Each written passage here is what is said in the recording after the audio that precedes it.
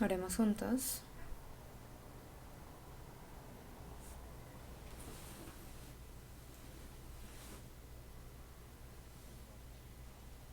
Dios Padre, te damos gracias. Hoy nos has reunido en este lugar. Nos diste la oportunidad de estudiar Hebreos. Por medio de la palabra de hoy, queremos conocer correctamente el libro de Hebreos. Y que ninguno de los que estamos aquí malinterprete la palabra de Dios. Y que podamos ser firmes sobre tu palabra. Ayúdanos a no ser engañados por las enseñanzas falsas. Vivimos en los últimos tiempos. Permítenos sabiduría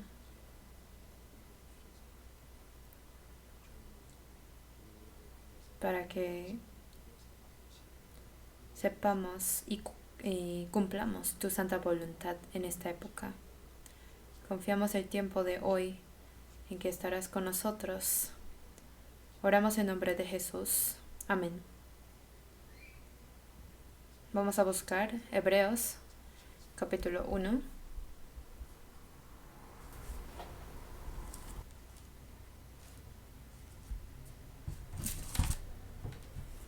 Hebreos capítulo 1, versículo 1.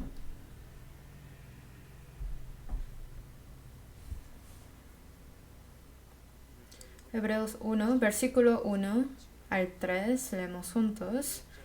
Dios, habiendo hablado muchas veces y de muchas maneras en otro tiempo a los padres por los profetas, en estos postreros días nos ha hablado por el Hijo, a quien constituyó heredero de todo y por quien asimismo hizo el universo, el cual, siendo el resplandor de su gloria y la imagen misma de su sustancia, y quien sustenta todas las cosas con la palabra de su poder, habiendo efectuado la purificación de nuestros pecados por medio de sí mismo, se sentó a la diestra de la majestad en las alturas. ¿Hasta ahí?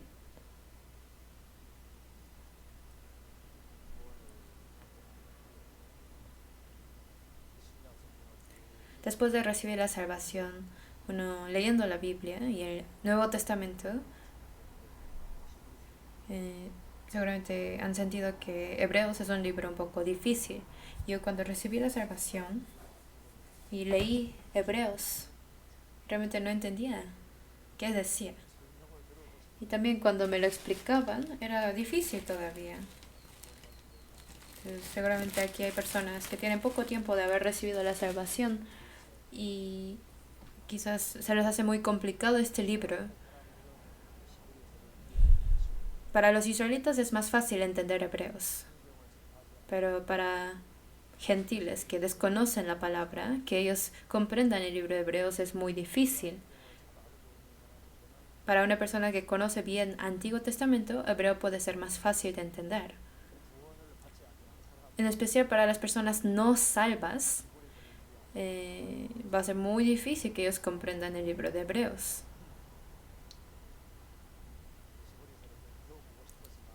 Entonces, quizás nunca tuvieron la oportunidad de estudiar bien Hebreos. Entonces, hoy estudiando el libro de Hebreos me siento un poco presionado porque tengo que explicárselos de manera sencilla y espero poder hacerlo. Espero que esta palabra sea de gran ayuda para las personas salvas. Yo después de recibir la salvación no tuve oportunidad de que alguien me enseñara detalladamente y fácilmente el libro de Hebreos y me esforcé mucho para entender este libro y con el paso del tiempo poco a poco entendí más. Luego se me hizo más sencillo el libro de Hebreos. El que escribió Hebreos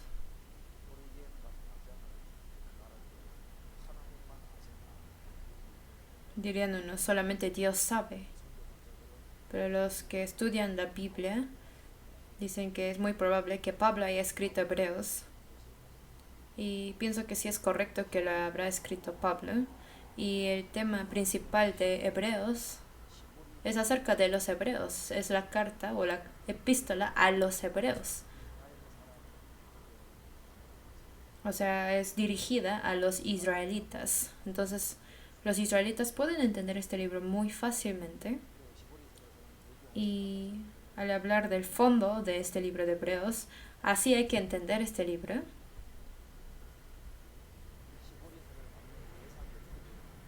¿Hacia quién se dirige este libro?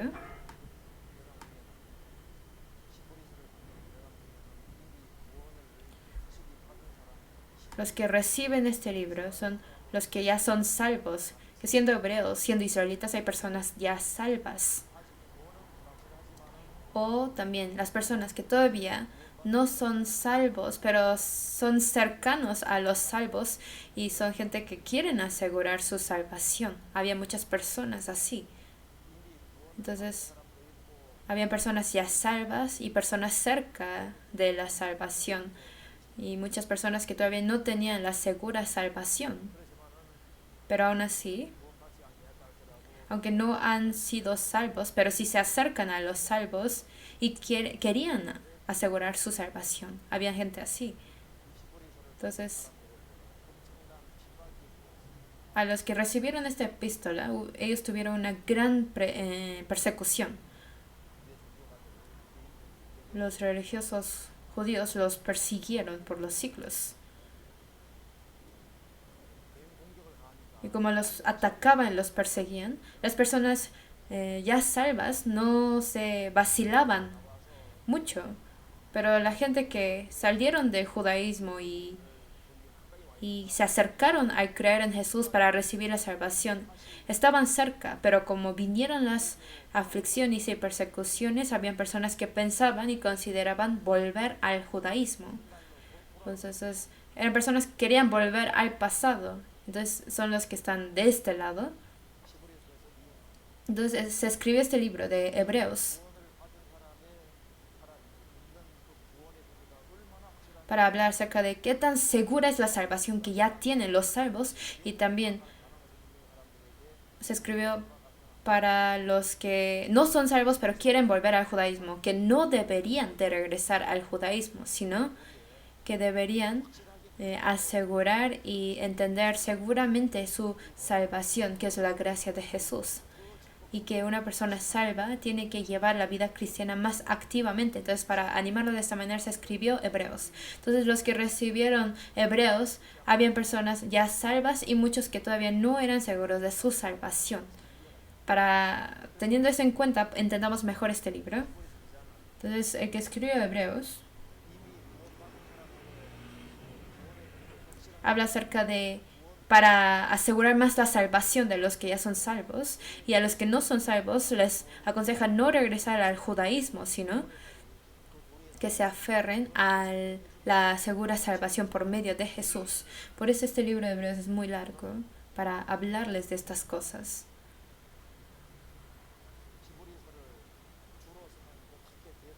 Entonces, hay que tener en cuenta que para aquellas personas se dirige este libro de Hebreos para entenderlo más bien. Hebreos capítulo 1 habla acerca de la comparación entre Jesús y ángeles. O sea, se escribió este libro de Hebreos para hablar de quién es Jesús, que por qué hay que aferrarse a Jesús, que por qué hay que aferrarse a las obras de Jesús. Esto es su tema principal. Por lo tanto, en Hebreos capítulo 1 habla acerca de Jesús, tiene el propósito de aclarar acerca de quién es Jesús, para hablar de que si uno se aparta de Jesús, su vida será arruinada. Por eso Hebreos capítulo 1 habla de los ángeles y compara a Jesús y los ángeles. Porque los del judaísmo le ponían mucha importancia a los ángeles. Entonces, a la gente que quieren volver al judaísmo, les está diciendo que los ángeles son espíritus ministradores de Dios y que Jesús es Dios mismo. Entonces, si también hacen caso a las palabras de los ángeles, entonces cuanto más la palabra de el Hijo de Dios, que es Jesús, que Él mismo hizo a los ángeles, entonces al rechazar la palabra de Jesús, ¿qué tan grande será el castigo? Despierten, que que no confíen en los ángeles, sino que miren a Jesús. Por eso en Hebreos capítulo 2 habla acerca de primer Adán y lo compara a Jesús. Que primer hombre, Adán, fracasó, pero el postrer Adán, Jesús vino y restauró totalmente lo que Adán falló. Y habla de esto, de que Jesús es el Mesías que ellos esperaban. En capítulo 2 habla de esto, y en Hebreos capítulo 3 habla acerca de que como los judíos apreciaban mucho a Moisés, pero Moisés era un servidor de Dios, pero Jesús era hijo de Dios. Por eso habla de que Jesús es primero, que no tienen que aferrarse a Moisés, sino a Jesús. Y en Hebreos capítulo 4 habla acerca de la paz que dio Josué a Canaán.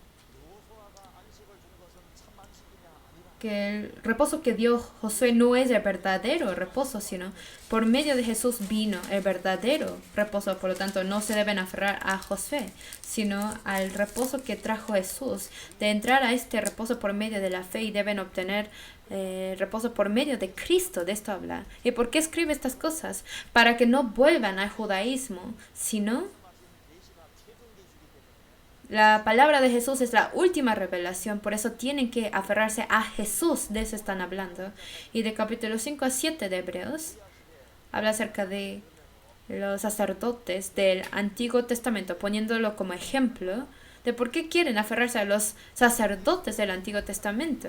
Dice que Jesús, según el orden de Melquisedec, él es sacerdote para siempre. Entonces, el sacerdote del Antiguo Testamento es la sombra nada más, y Jesús es el sacerdote verdadero. Por lo tanto, tiene que aferrarse a Jesús, de eso está hablando. Pero en Hebreos capítulo 8 habla del pacto antiguo, que era del sacrificio de los animales del Antiguo Testamento. Y Dios lo destruye porque no es perfecto, sino por medio de Jesús vino el nuevo pacto, que por eso tiene que aferrarse a Jesús. De eso habla. Y Hebreos 9 y 10... Capítulo 9 y 10 habla acerca de que la expiación de los animales, la sangre de animal era como la sombra nada más, y que Jesús vino y Él murió y derramó la sangre y así quitó el pecado, y esto es el pacto perfecto y eterno, que por eso hay que aferrarse a la redención de Jesús. De eso está hablando. Y luego Hebreos capítulo 11 habla acerca de que en el tiempo del Antiguo Testamento, ¿cómo recibieron la salvación? ¿Por las obras? No. El judaísmo ahora se enfoca en guardar la ley y confían en sus obras, pero en el Antiguo Testamento, ¿quién pudo ser salvo por medio de las obras? En Hebreos capítulo 11 es el capítulo de la fe, que todos por la fe, por creer, recibieron la salvación, actuaron con la fe. La base de la fe no es obra. Entonces luego en capítulo 12 habla acerca de que ahora ya es clara la respuesta, y como ya es clara la respuesta, ahora debe de correr en la fe, y los anima de esta manera. Y luego advierte que si aún así hay algunos que abandonare a Jesús y confía en los ángeles, Moisés, Josué o los sacerdotes del Antiguo Testamento, se aferran al antiguo pacto y a los animales, estarán menospreciando la advertencia de Dios, y que recibirán un gran castigo, y así los advierte.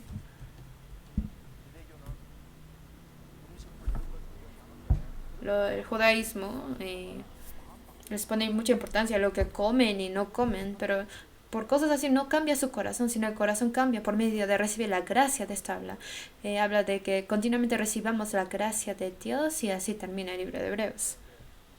Entonces, al entender el libro de Hebreos, hay que entender que escribió Hebreos hacia quién está hablando, hacia quién va dirigida esta palabra, hacia los que están entre voy a seguir en el cristianismo o el judaísmo, que para estas personas, para decirles que no vuelvan al judaísmo, sino que reciban la salvación perfecta que se da por medio de Jesús, que ellas reciban la salvación segura, y así deben de vivir conforme a la fe, y eso está aconsejándoles. Esto es Hebreos. ¿Más o menos ya entendieron todo? Sí se entiende, ¿no? Pues está diciendo, cuando leemos Hebreos, aunque no entendamos todo, pero está hablando de Jesús. Está bien, que hay que vivir aferrándose a Jesús. Sí entendió bien Jesús, que si no se aferran a Jesús, sino en otra cosa equivocada, les irá mal, se fracasarán, serán malditos. De eso está hablando continuamente, ¿no?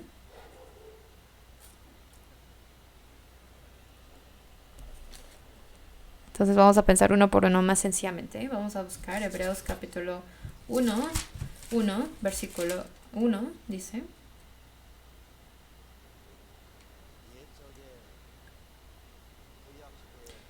Dios habiendo hablado muchas veces y de muchas maneras en otro tiempo, se refiere al Antiguo Testamento, a los padres por los profetas. En estos postreros días nos ha hablado por el Hijo, a quien constituyó heredero de todo y por quien asimismo hizo el universo. Que Dios habló. Así comienza el libro de Hebreos. Que Dios, que creó el universo y todas las cosas, Dios habló. En el tiempo del Antiguo Testamento, por medio de los profetas, hablando muchas veces y de muchas maneras, quiere decir que habló por muchas generaciones. Más sencillamente hablando sería durante 1100 años, o sea, desde 1500 años antes de Jesús hasta 400 años antes de la venida de Jesús, hasta el tiempo de Malaquías, por medio de muchas generaciones, de muchas maneras y muchas veces ha hablado. De varias maneras ha hablado. Entonces, Dios cuando hizo que se escriba esta palabra, lo hizo por medio de los profetas. Y podemos ver en el Antiguo Testamento que habló de muchas maneras. Por ejemplo, los 10 mandamientos, Dios con su mano lo escribió. Y el diseño del tabernáculo dice en 1 Crónica 28 que descendió la mano de Dios y él mismo lo dibujó. Entonces hay cosas que Dios mismo escribió y cosas como los libros proféticos es lo que Dios habló y escribieron. Moisés también escribió las palabras que Dios le habló. Y luego Dios también hablaba por medio de las visiones, por medio de los sueños hablaba. Y para que escribieran salmos, permitió gran aflicción a David, y en medio de la aflicción, por medio de la inspiración del Espíritu Santo, hizo que se escriba el libro de Salmos. Y también para escribir Eclesiastés, le dio todo lo que Salomón necesitaba. Lo hizo experimentar todas las cosas de este mundo, y luego es como lo que él sintió y experimentó, lo escribió en Eclesiastés. Y en Eclesiastés dice claramente que Dios le dio todo esto. Entonces Dios, si hubiera hablado de manera unilateral, no habría sido tan interesante, pero Dios de varias maneras, de muchos medios diferentes ha hablado. Y esto fue su voluntad de Dios. Por eso dijo, Dios habiendo hablado muchas veces y de muchas maneras en otro tiempo a los padres por los profetas. En estos postreros días, o sea, en el tiempo del Nuevo Testamento, nos ha hablado por el Hijo. Así está diciendo que por medio de su Hijo de Dios Jesucristo, esta palabra del Nuevo Testamento es por medio de su Hijo Jesucristo.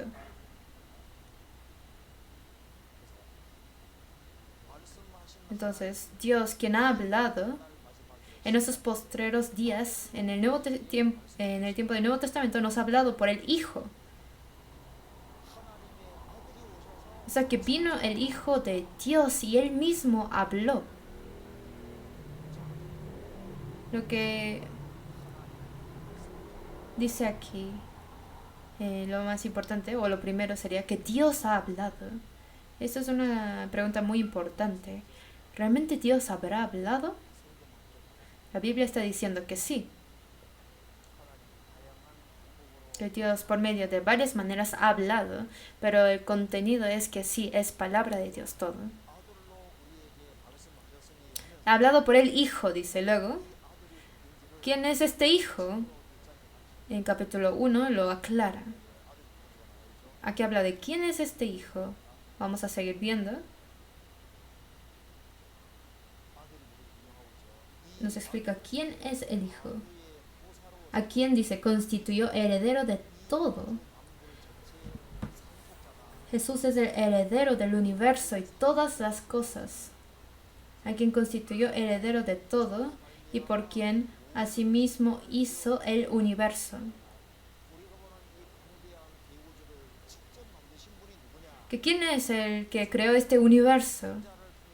Es que el Dios Padre lo hizo por medio de Hijo Jesús. Que quien hizo el universo es Jesús. Esto está diciendo.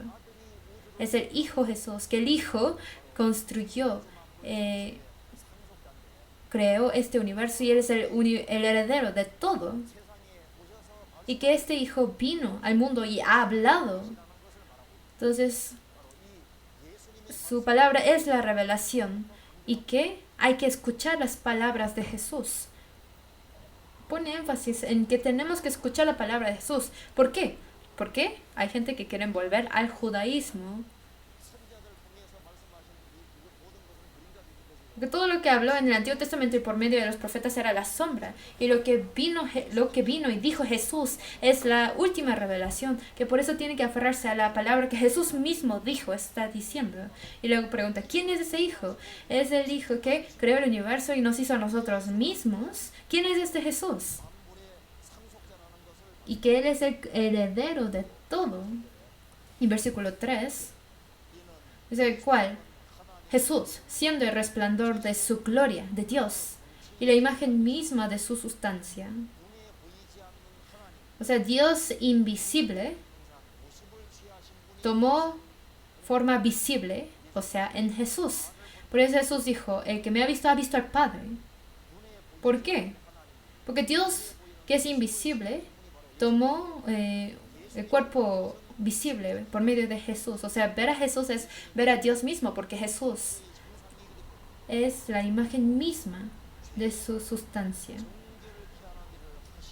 Y que hizo el trabajo de purificar nuestros pecados y se sentó a la diestra de la majestad en las alturas. O sea, que vino Jesús e hizo el trabajo de limpiar los pecados y luego ascendió al cielo.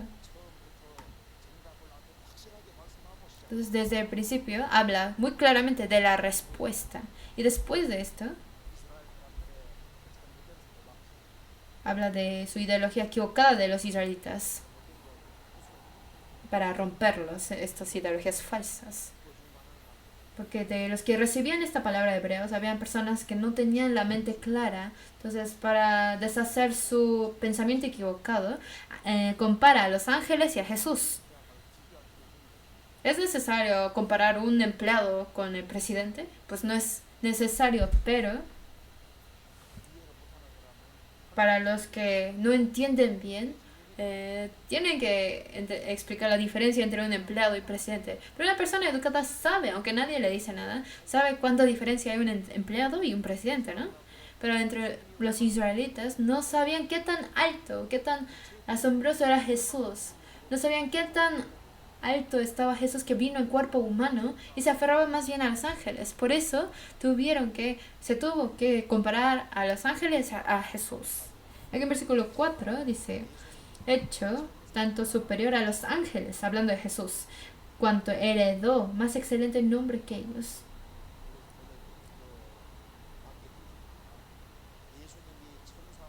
Que Jesús es mucho más superior a los ángeles, cuanto heredó más excelente nombre que ellos. O sea, Jesús, ¿qué nombre tiene? Solamente viendo qué nombre tiene se puede saber rápidamente. ¿De qué tan superior es Jesús? Para saber esto, hay que saber solamente su nombre que ha sido dado a Jesús. Por eso, para comparar a Jesús y a los ángeles, dice así en versículo 5, ¿por qué? ¿A cuál de los ángeles dijo Dios jamás? Mi hijo eres tú, yo te he engendrado hoy. Y otra vez, yo seré a él padre y él me será a mi hijo. O sea, que Dios nunca dijo a los ángeles, tú eres mi hijo, yo te he engendrado hoy. Que nunca dijo Dios tal cosa. Yo seré a él padre y él me será a mi hijo. ¿Alguna vez lo dijo? Nunca. que a los ángeles nunca dijo esto, pero a Jesús sí lo ha dicho. En versículo 6, y otra vez cuando introduce al primogénito en el mundo, dice, adórenle todos los ángeles de Dios. Que cuando Jesús viene por segunda vez, todos los ángeles que han sido creados por Dios le adorarán a Jesús. Así está escrito en el Antiguo Testamento. En versículo 7 dice, ciertamente de los ángeles dice, el que hace a sus ángeles espíritus y sus ministros llama de fuego. O sea, que para saber cuán superior es Jesús, hay que saber que Dios le dijo, tú eres mi hijo. Yo seré a él padre y él será a mi hijo. Lo dijo a los ángeles, a Jesús así, pero a los ángeles nunca lo dijo así. Y a Jesús, todos los ángeles de Dios le adorarán, así dice, y que Jesús los utilizará a los ángeles como espíritus ministradores. De que el Señor es quien los controla, eso está diciendo la Biblia. Y luego hablando de Jesús, versículo 8, dice más, del Hijo dice, tu trono, oh Dios, por el siglo del siglo. En versículo 10, y tú, oh Señor, en el principio fundaste la tierra y los cielos son obra de tus manos. Ellos perecerán, mas tú permaneces, y todos ellos envejecerán como una vestidura, y como un vestido los envolverás, y serán mutados, pero tú eres el mismo, y tus años no acabarán. Entonces, hablando del Hijo Jesús, a Jesús le dijo, oh Dios, y a Jesús le dijo, oh Señor, y que Él puso el fundamento de la tierra, y que perecerá el universo y todas las cosas permanecerán, pero Jesús nunca cambiará y permanecerá para siempre, eso está diciendo. Por eso es que deben de aferrarse a los ángeles o a Jesús. Claro que hay que aferrarse a Jesús. Por eso entonces, ¿qué son los ángeles? Como dice en versículo 14, son espíritus ministradores de Dios. En 14 dice, no son todos, aquí todos se está hablando de los ángeles, no son todos espíritus ministradores enviados para servicio a favor de los que serán herederos de la salvación. O sea que los ángeles son inferiores a los salvos. Porque ellos estaban adorando y enalteciendo a los ángeles. Pero los ángeles son espíritus ministradores de Dios. Y fueron enviados para servir a los salvos. Por eso el apóstol Pablo dijo en Corintios que nosotros juzgaremos a los ángeles. En San Lucas, cuando murió Lázaro, el mendigo, los ángeles lo llevaron al cielo. Entonces los ángeles son inferior a las personas salvas. Entonces, si es así, ¿cómo es posible que adoren a los ángeles en lugar de aferrarse a Jesús? Dice que los ángeles adorarán a Jesús, que son nada más servidores de Jesús. ¿Quién es Jesús? Es Dios, es quien ha fundado el universo y todas las cosas, que creó todas las cosas, quien con su palabra de poder los sostiene a todas las cosas.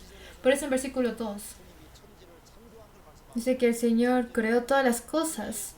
Y en versículo 3 habla acerca de que con la palabra de su poder sustenta todas las cosas, que Él es quien ha creado y maneja el universo. Él es Jesús. Por eso en el Antiguo Testamento también dijo que Él es Dios y Él es el Señor. Él es el Creador. Y de que como el Señor creó a los ángeles, todos los ángeles le adoran. Así está escrito. ¿Sí entendieron? Por eso en Hebreos capítulo 1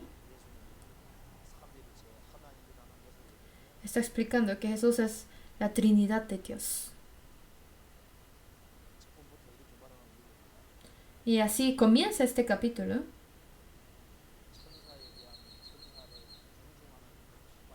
Para quitar su pensamiento que adora a los ángeles.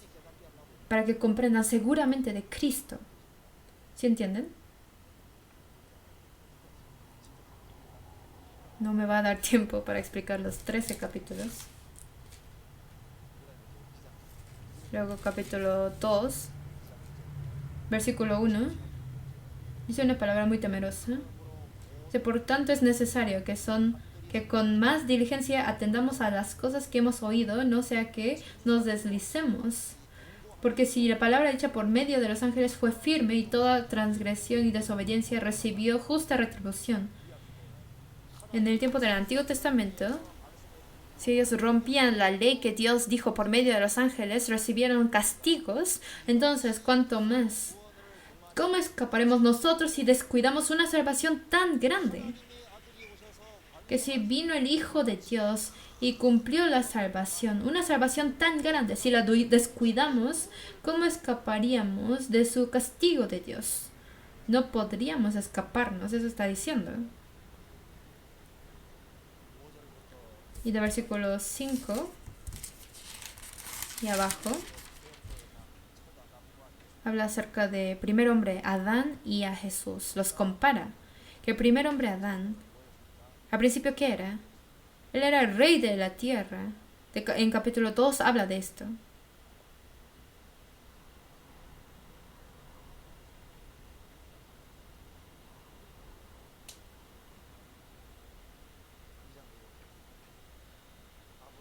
En capítulo 2 habla acerca de que cuando Adán fue creado, Adán era el rey de la tierra.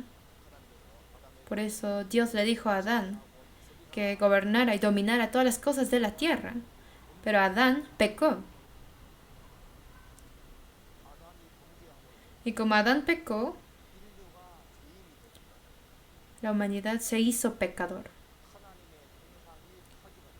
La imagen de Dios fue destruida. Y como la imagen de Dios fue destruida, como Adán pecó, la tierra también fue maldita.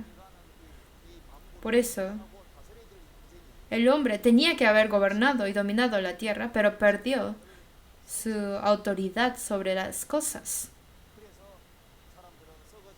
Por eso el hombre se hizo esclavitud de la corrupción, se hizo miserable. Entonces el primer hombre Adán fracasó. Pero como está profetizado en Salmos capítulo 8, Jesús vino en cuerpo humano. Y lo que Adán fracasó, Jesús restauró.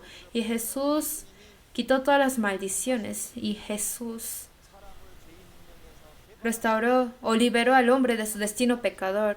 Restauró su imagen de Dios. Y volvió a restaurar la autoridad sobre toda la tierra. Y también los que están dentro de Jesús entran al mismo destino.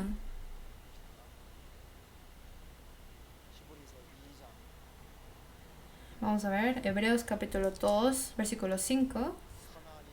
2:5. Porque no sujetó a los ángeles el mundo venidero acerca del cual estamos hablando. El mundo venidero habla del reino de 1000 años. No sujetó a los ángeles el mundo venidero acerca del cual estamos hablando. O sea, hablando de Salmos 8. Pero alguien testificó en cierto lugar diciendo: ¿qué es el hombre para que te acuerdes de él? ¿O el hijo de hombre para que le visites? Le hiciste un poco menor que los ángeles, le coronaste de gloria y de honra y le pusiste sobre las obras de tus manos. En Salmos 8 así dice. Dijo, todo lo sujetaste bajo sus pies. Porque en cuanto le sujetó todas las cosas, nada dejó que no sea sujeto a él, pero todavía no vemos que todas las cosas le sean sujetas. Pero vemos a aquel que fue hecho un poco menor que los ángeles, a Jesús, coronado de gloria y de honra, a causa del padecimiento de la muerte, para que por la gracia de Dios gustase la muerte por todos.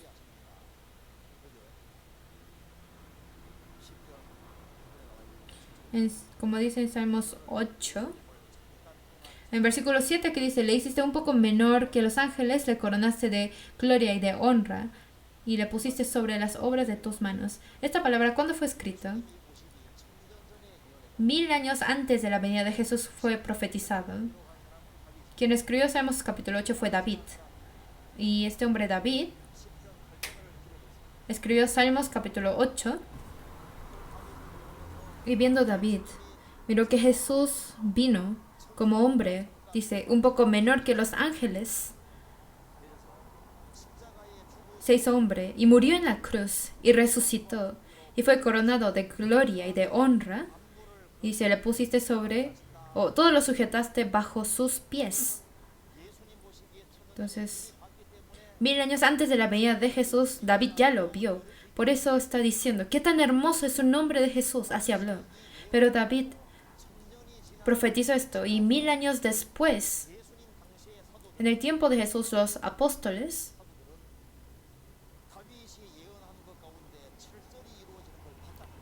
vieron como de lo que profetizó David, versículo 7, fue cumplido. Como dice, le hiciste un poco menor que los ángeles, le coronaste de gloria y de honra y le pusiste sobre las obras de tus manos. Esto vieron. Todo lo sujetaste bajo sus pies. Porque cuando le sujetó todas las cosas, nada dejó que no sea sujeto a él, pero todavía no vemos que todas las cosas le sean sujetas. En su primera venida de Jesús, se cumplió la salvación, pero no se restauró totalmente que todo sea sujeto bajo sus pies. Porque cuando Jesús viene por segunda vez es cuando todo será sujetado bajo sus pies. Se tiene que deshacer todas las maldiciones para que todo sea sujeto bajo sus pies del Señor. Pero nosotros no hemos visto el versículo 8 aún, pero el versículo 7 ya lo hemos visto.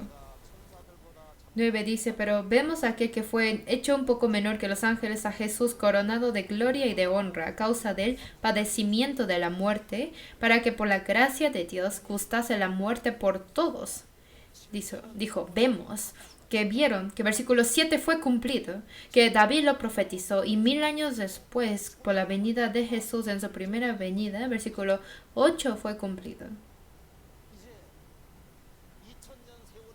Y ahora, pasando 2000 años de historia, en su segunda venida de Jesús, pondrá todo bajo sus pies, sujetará todo bajo sus pies. Y hasta que sea cumplido esto, Jesús está a la diestra del trono de Dios. Entonces el primer hombre, Adán, fracasó. Pero Jesús vino como representante de la humanidad. Y lo que Adán fracasó, Jesús restauró. Y todas las cosas lo sujetará bajo sus pies. Pero esto todavía no ha sido cumplido porque será cumplido en su segunda venida. Pero nosotros hemos visto que como Jesús murió en la cruz y resucitó y padeció y luego fue coronado de gloria y de honra. Y eso hemos visto. Eso está diciendo aquí. Entonces Jesús, ¿por qué murió y resucitó? ¿Por qué tuvo que morir y resucitar? Para que todas las personas gustasen de la muerte. Para que por la muerte de Jesús hicieran nacer a muchos hijos, para llevarlos a la gloria eterna. Y para redimir al hombre de sus pecados, así lo explica de ahí en adelante. Por eso en Hebreos capítulo 2 está diciendo que Adán fracasó, pero el postrer Adán, Jesús, como fue profetizado en Salmos capítulo 8, se cumplió ya lo que dice el versículo 7 y también lo de 8 será cumplido. O sea que seguramente Jesús es el verdadero Mesías. Y luego Hebreos capítulo 3 habla acerca de la comparación entre Moisés y Jesús. Versículo 2, capítulo 3, versículo 2. Dice, el cual es fiel al que le constituyó, como también lo fue Moisés en toda la casa de Dios. Porque de tanto mayor gloria que Moisés es estimado digno, cuando tiene mayor honra que la casa, el que la hizo. El que hizo la casa es mayor, dice. En versículo 5, dice, Moisés a la verdad fue fiel en toda la casa de Dios como siervo para testimonio de lo que se iba a decir. 6 leemos juntos. Pero Cristo como hijo sobre su casa, la cual casa somos nosotros si retenemos firme hasta el fin la confianza y el gloriarnos en la esperanza. Aquí también está diciendo que Moisés era un servidor en la casa de Dios y Jesús era el hijo. Entonces, ¿por qué compara a Moisés y a Jesús? Porque está preguntando, ¿quién es más importante en la casa, el hijo o el siervo? Obviamente el hijo es más importante. Entonces Moisés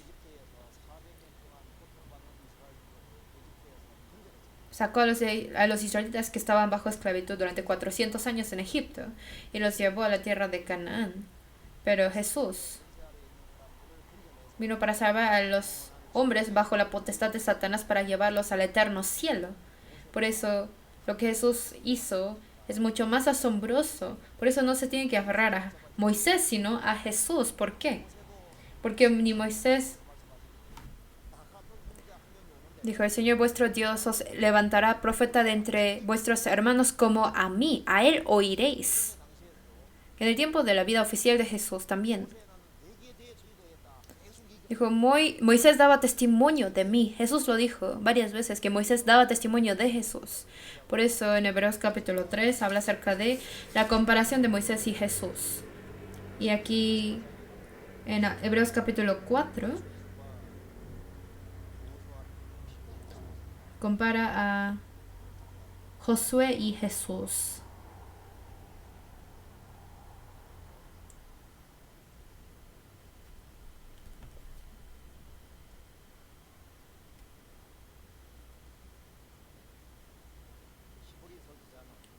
El que escribió Hebreos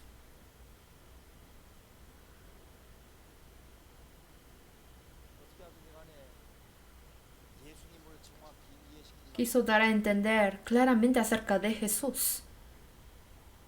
Vamos a ver esto. Israel salió de Egipto y dijo, la tierra de Canaán es el lugar de reposo. Y entrar a la tierra de reposo, a la tierra de Canaán es el reposo. Y quien los guió al reposo de Canaán fue Josué. Entonces la Biblia, cuando habla de los israelitas entrar a la tierra de Canaán, está diciendo que ellos entraron al reposo.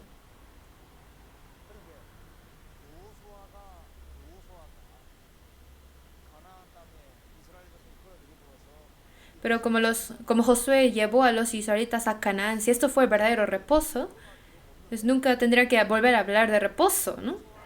Pero después de que murió Josué, pasó mucho tiempo y apareció David. Y David, por la inspiración del Espíritu Santo en Salmos 95,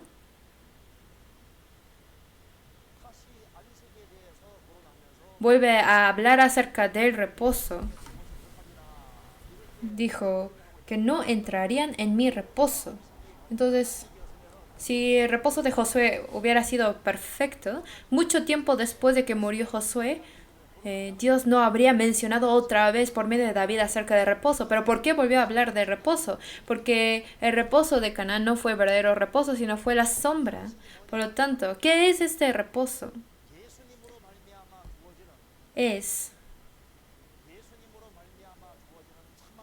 el verdadero reposo que se da por medio de Jesús. Cuando una persona recibe la salvación, recibe el verdadero reposo del alma. Y acerca de este reposo, para hablar, David lo profetizó. Eso está diciendo aquí.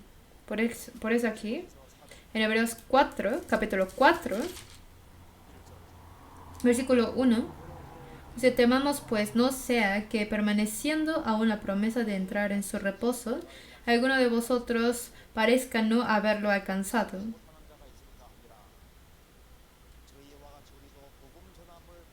Porque también a nosotros se nos ha anunciado la buena nueva como a ellos, pero no les aprovechó el oír la palabra como por no ir acompañada de fe en los que la oyeron. Pero los que hemos creído entramos en el reposo. Aquí el reposo habla de la salvación. Versículo 3.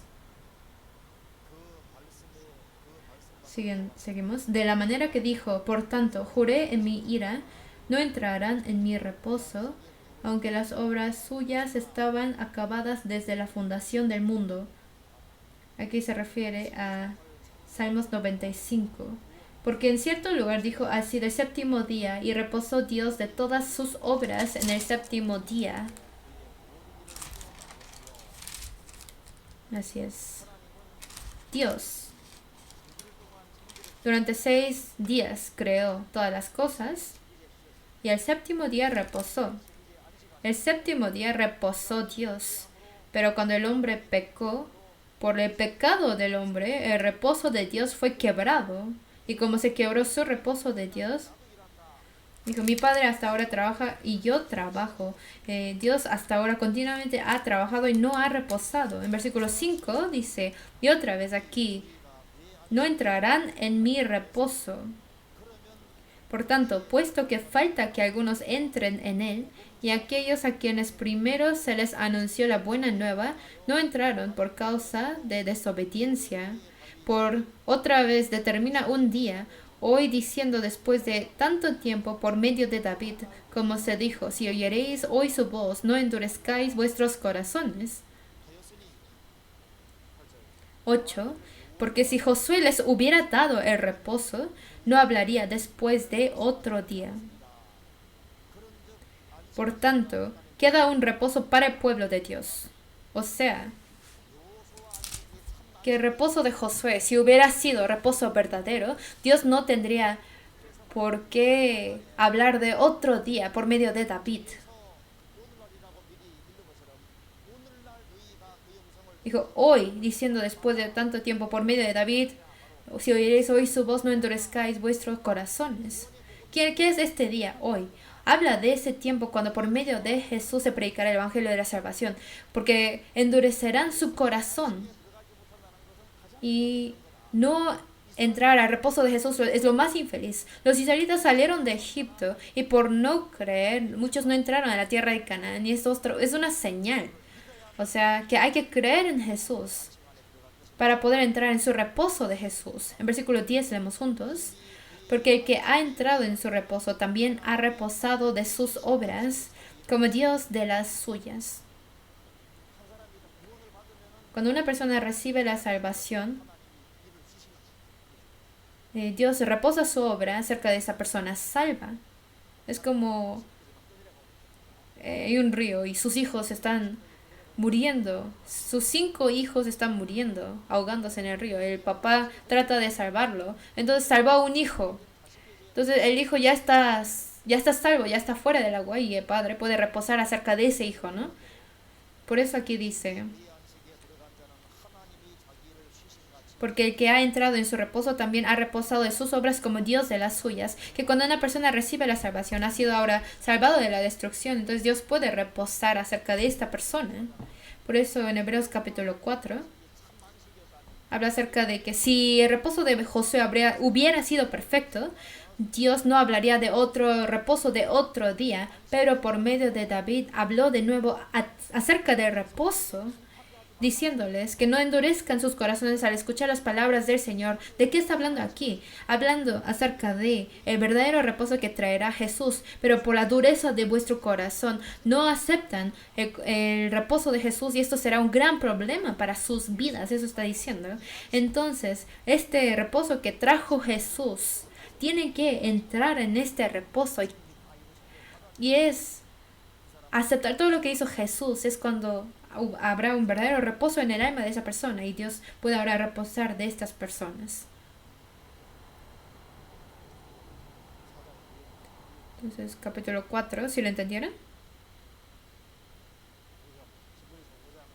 Y Hebreos capítulo 5 a capítulo 7 habla de esto. Les voy a resumir primero un poco. En Génesis capítulo 14, cuando vivía un hombre llamado Abraham,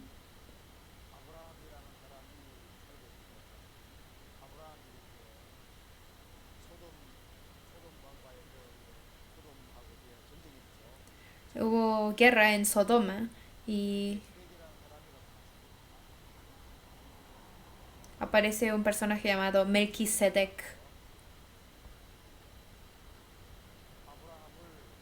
Melquisedec bendijo a Abraham. Este Melquisedec en el Antiguo Testamento dice que él es el Altísimo.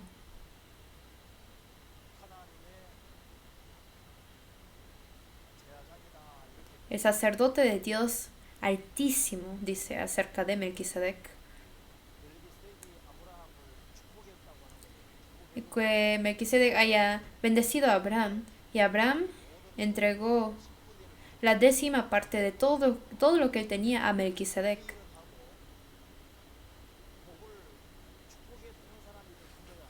Entonces el que bendice es mayor, ¿no?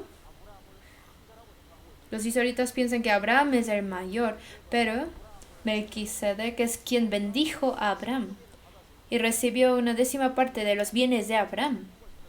Entonces hay que pensar qué tan grande es Melquisedec, eso está diciendo. Y después de la muerte de Abraham, por medio de Abraham, aparecían las 12 tribus. Abraham tuvo a Isaac, Isaac tuvo a Jacob, y Jacob tuvo a 12 hijos. Y de los 12 tribus, por medio de la tribu de Leví,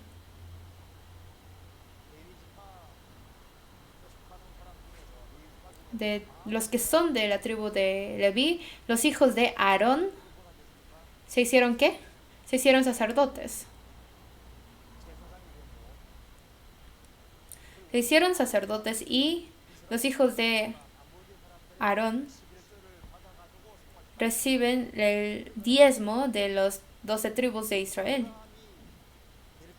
Y vivieron. Entonces, Abraham cuando dio la 10ª parte de sus bienes a Melquisedec, ¿quién estaba incluido en Abraham? Estaban incluidos los 12 discípulos y de entre los 12 estaba incluidos los levitas. Entonces, cuando Abraham entregó el diezmo, quiere decir que los levitas que están dentro de Abraham también entregó el diezmo. Por lo tanto, la tribu de levitas, para los israelitas, los hijos de Aarón eran los sacerdotes y la gran familia, pero en realidad dentro de Abraham estaban los 12 tribus y estaba hasta la tribu de Leví y los Aarón y sus hijos de Aarón. En realidad, originalmente también estaban bajo Abraham. Por lo tanto, cuando Abraham entregó el diezmo, también Aarón y los sacerdotes, que ellos consideraron como los más importantes, entregaron su diezmo a Melquisedec. Entonces, ¿quién es más superior? Melquisedec es el más superior. Entonces, de ahí recibieron la ley.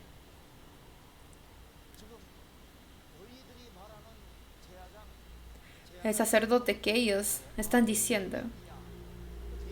Su genealogía de los sacerdotes eran los hijos de Aarón. Pero Jesús no es hijo de Aarón. Porque Jesús no es de la tribu de los levitas, sino Jesús era de la tribu de Judá.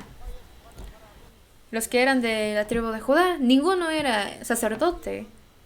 La línea de sacerdote era los levitas, pero como Jesús era de Judá, él no era de los levitas. Pero a pesar de esto, en el Antiguo Testamento ya le dijo a Jesús que él es sacerdote. Entonces Jesús, si es de tribu de Judá, ¿cómo puede ser sacerdote? O sea que Jesús no es sacerdote de la tribu de Levita, sino Jesús es sacerdote según el orden de Melquisedec. Entonces Jesús no está relacionado con la tribu de Levita, sino según el orden de Melquisedec, Jesús es el sacerdote para siempre. Por lo tanto, deberían de aferrarse a Jesús, que es sacerdote según el orden de Melquisedec. Porque fuera de este tribu de los levitas, Jesús es el verdadero sacerdote y para siempre. Por eso hay que aferrarse a Jesús. De eso está hablando en Hebreos capítulo 5, 6 y 7. Entonces esto dijo David.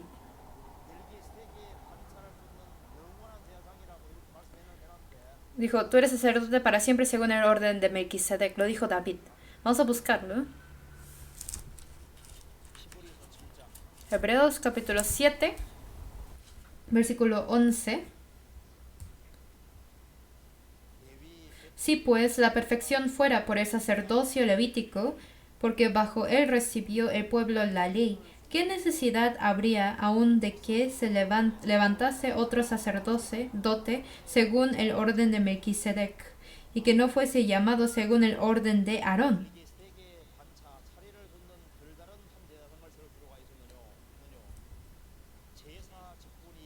12. Porque cambiado el sacerdocio, necesario es que haya también cambio de ley.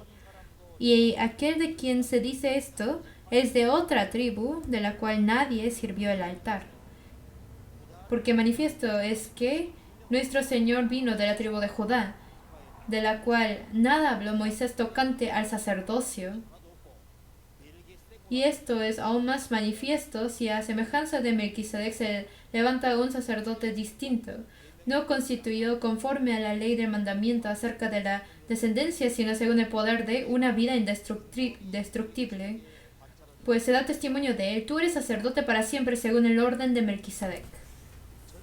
Queda pues abogado el mandamiento anterior a causa de su debilidad e ineficacia, pues nada perfeccionó la ley y de la introducción de una mejor esperanza por la cual nos acercamos a Dios. Y esto no fue hecho sin juramento.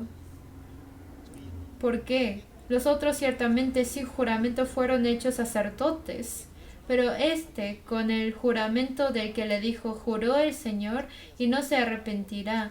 Tú eres sacerdote para siempre según el orden de Melquisedec. Esto es referencia de Salmo 110. Vamos a buscar Salmo 110.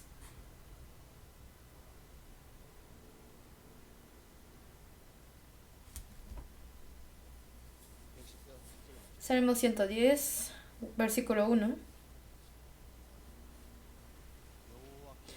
Jehová dijo a mi Señor: siéntate a mi diestra hasta que ponga a tus enemigos por estrado de tus pies. Eso fue cumplido en su primera venida de Jesús. Jehová dijo a mi Señor. Jehová dijo a mi Señor, o sea, Jesús: siéntate a mi diestra hasta que ponga a tus enemigos por estrado de tus pies. Cuando vuelve a venir Jesús, pisará a Satanás. Hasta su segunda venida, siéntate a mi diestra. Eso está diciendo que Jesús está sentado a la diestra de Dios. Versículo 4, leemos juntos. Juró Jehová y no se arrepentirá: tú eres sacerdote para siempre según el orden de Melquisedec. Que el Señor, que murió y resucitó y ascendió y se sentó a la diestra de Dios, hablando de Jesús, dijo: tú eres sacerdote para siempre según el orden de Melquisedec. Que el Señor, que murió en la cruz y resucitó y se sentó a la diestra de Dios. ¿Quién es ese Jesús? Jesús es el sacerdote para siempre según el orden de Melquisedec. Entonces, si ya están los sacerdotes de los levitas, ¿por qué por medio de David profetizó así? Porque lo de levitas era imperfecto y algún día se iba a acabar. Pero Jesús no era según el orden de los levitas, sino según el orden de Melquisedec vino. ¿Y quién es Melquisedec? Melquisedec en realidad era Jesús, eso está diciendo. Vamos a buscar en la Biblia, Hebreos, capítulo 7, versículo 1. Por eso Melquisedec, ¿quién es? Que apareció ante Abraham por un momento, fue Jesús mismo. 7.1 dice: porque este Melquisedec, rey de Salem, sacerdote del Dios Altísimo, que salió a recibir a Abraham, que volvía de la derrota de los reyes, y le bendijo, a quien asimismo dio Abraham los diezmos de todo, cuyo nombre significa primeramente rey de justicia y también rey de Salem, esto es, rey de paz. 3, leemos juntos: sin padre, sin madre, sin genealogía, que ni tiene principio de días ni fin de días, sino hecho semejante al Hijo de Dios, permanece sacerdote para siempre. Melquisedec no tiene padre ni madre. ¿Quién no tiene padre ni madre? O sea, no es humano. No tiene genealogía, no tiene principio de días ni fin de vida. sino hecho semejante al Hijo de Dios, permanece sacerdote para siempre. Se refiere a Jesús como el sacerdote para siempre, ¿no? Entonces Melquisedec permanece sacerdote para siempre y Jesús es sacerdote. Entonces, ¿quién es Melquisedec? Melquisedec es sacerdote para siempre. Permanece sacerdote para siempre. Dijo que Jesús también es sacerdote para siempre. O sea, Melquisedec es Jesús. Por eso en versículo 4, dijo, considerad pues cuán grande era a quien aun Abraham el patriarca dio diezmos del botín. Abraham entregó diezmos a Melquisedec. Y luego dice que por eso los hijos de Aarón, que son de la tribu de los levitas, o sea, los sacerdotes, también entregaron diezmos a Melquisedec. Así se podrá decir. Por eso Jesús, como permanece sacerdote para siempre, deberían deferirse a los levitas, a los sacerdotes levitas o al sacerdote para siempre, quien es Jesús, que tienen que dejar a los sacerdotes de los hijos de Abraham, sino a Jesús, que vino según el orden de Melquisedec, quien es el sacerdote para siempre. Deben aferrarse a Jesús. Eso está diciendo. Entonces, si no entienden hebreos, solamente hay que entender, hay que aferrarse a Jesús nada más. Es el mensaje principal. Y luego, capítulo 7, versículo 23. Y los otros sacerdotes llegaron a ser muchos debido a que por la muerte no podían continuar. O sea, los sacerdotes levitas continuamente murieron, ¿no? Pero Jesús, dice 24, más por cuanto permanece para siempre, tiene un sacerdocio inmutable, por lo cual puede también salvar perpetuamente a los que por él se acercan a Dios, viviendo siempre para interceder por ellos.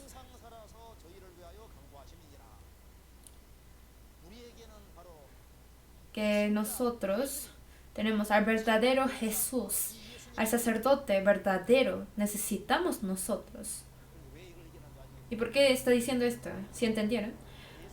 Los judíos, aunque Jesús vino como el verdadero sacerdote, querían aferrarse a los hijos de Aarón. Porque los hijos de Aarón por generaciones se hicieron sacerdotes y se aferraban a ellos. Entonces les está diciendo que los dejaran y se aferraran a Jesús. Verso 25 dice, por lo cual puede también salvar perpetuamente a los que por él se acercan a Dios, viviendo siempre para interceder por ellos. Eso está diciendo. Entonces, si uno entiende esto, Hebreos capítulo 5 se hace más fácil de entender. Volvemos a 5, versículo 11. 5:11. Acerca de esto tenemos mucho que decir y difícil de explicar por cuanto os habéis hecho tardos para oír. Porque debiendo ser ya maestros después de tanto tiempo, aquí cuando dice maestro, ¿de qué está hablando? O sea, no el ser maestro después de recibir la salvación, sino ser maestro en cuestión de la salvación, de que nacieron judíos y tanto tiempo aprendieron de la Biblia, obviamente tienen que entender acerca de Melquisedec. Deben de poder entender y explicar claramente acerca de Cristo venidero. Pero tenéis necesidad de que se os vuelva a enseñar cuáles son los primeros rudimentos de las palabras de Dios, y habéis llegado a ser tales que tenéis necesidad de leche y no de alimento sólido. Que tenéis necesidad de leche, eso está diciendo aquí. Que entender del linaje de los levitas y los hijos de Aarón, de el sistema de los sacerdotes que Dios puso para el Antiguo Testamento, al entender de los sacerdotes del Antiguo Testamento, es la leche de aquí. Entonces, ¿qué es el alimento sólido? El alimento sólido es entender de Jesús, que es según el orden de Melquisedec, de comprender seguramente de Jesús, quien es el verdadero sacerdote. Al comprender bien de Jesús es comer alimento sólido, así lo expresa. Aquí no está hablando de la cuestión de la salvación, sino a los judíos Les dice, todavía toman leche, todavía necesitan leche, todavía hasta ahí entienden nada más. Por eso es que no son salvos. Tiene que entender que Jesús es la perfecta ofrenda y el perfecto sacerdote. Tiene que entender que Jesús es el sacerdote para siempre. Que Jesús se hizo nuestra ofrenda y entender que Jesús es el verdadero sacerdote. Eso es lo que tienen que entender y entender esto es poder tomar alimento sólido. Aquí no está hablando de la cuestión de recibir la salvación, sino tomar leche es entender solamente lo del Antiguo Testamento y luego entender qué relación tiene Jesús con ellos. Que no entienden eso es que todavía toman leche. Entonces poder comer alimentos sólidos es entender seguramente a Jesús. La persona que realmente ha recibido la salvación es quien puede comer alimento sólido y la persona que no ha recibido la salvación está tomando leche todavía. Eso está explicando aquí. Es diferente a lo que está diciendo en 1 de Corintios, porque en 1 Corintios 3 habla a los que ya son salvos, pero cuando aquí habla de la leche, habla de lo que tiene que ver con el Antiguo Testamento y el alimento sólido, es el entender que Jesús es el verdadero sacerdote. A eso expresa como el alimento sólido. ¿Sí me explico? No tienen que confundir estos dos puntos. Es muy importante. Cuando aquí dice maestro también, es quien realmente recibe la salvación, puede hablar. Claramente la salvación es como un maestro, pero todavía ni siquiera esto pueden hablar. Entonces, de los que aceptan esta palabra de Hebreos, habían quienes no eran seguros de su salvación, por eso continuamente pone énfasis en la seguridad de la salvación. Y luego, en Hebreos capítulo 6, es muy fácil de entender, pero si uno desconoce el fondo de esta historia, puede ser muy difícil de entender. Vamos a pasar a Hebreos capítulo 6. En capítulo 6, versículo 1, dice, por tanto, dejando ya los rudimentos de la doctrina de Cristo. Aquí en Hebreos capítulo 6, versículo 1 al 8, está hablando de las personas que no han recibido la salvación. Leyéndolo lo pueden saber rápidamente. 6.1. Por tanto, dejando ya los rudimentos de la doctrina de Cristo. ¿Hay que dejar la doctrina de Cristo? ¿Hay que dejar la doctrina de la cruz? ¿Hay que dejarlo o no hay que dejarlo? Obviamente no hay que dejarlo, ¿no? No es dejar los rudimentos, no es dejar la doctrina de Cristo, sino los rudimentos de la doctrina de Cristo. O sea que en el Antiguo Testamento había muchas cosas que explicaban acerca de la cruz de Cristo. Y ahora que dejen estos rudimentos y ahora se acerquen de verdad a Cristo, que se acerquen a la doctrina de la cruz de Cristo. Vamos adelante a la perfección, no echando otra vez el fundamento del arrepentimiento de obras muertas de la fe en Dios.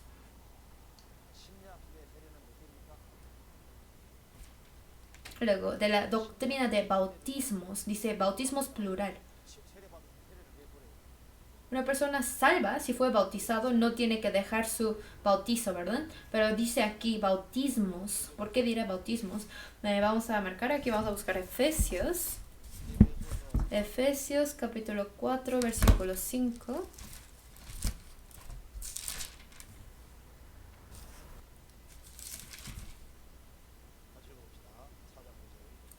Cuatro versículo 5 dice, un Señor, una fe, un bautismo, ¿no? El bautismo es uno. Pero ¿por qué aquí dijo bautismos en Hebreos 6? En la Biblia, cuando los israelitas salieron de Egipto, pasar por el mar rojo fue su bautismo, ¿no? Y también pasar por el agua del diluvio de Noé fue agua de bautizo. En el Antiguo Testamento había muchas sombras que explicaban qué era el bautismo verdadero. Vamos a buscar 1 de Corintios 10. 1 de Corintios 10, versículo 2. Y todos en Moisés fueron bautizados en la nube y en el mar. Dice bautizados, ¿no? Entonces que los israelitas salieron de Egipto cuando experimentaron la sangre de cordero, eso fue la sombra de la sangre de Jesús. Y cuando pasaron por el mar, eso fue la sombra del bautismo que recibieron. Y vamos a buscar primera de Pedro, capítulo 3. El diluvio de Noé también fue sombra de bautismo.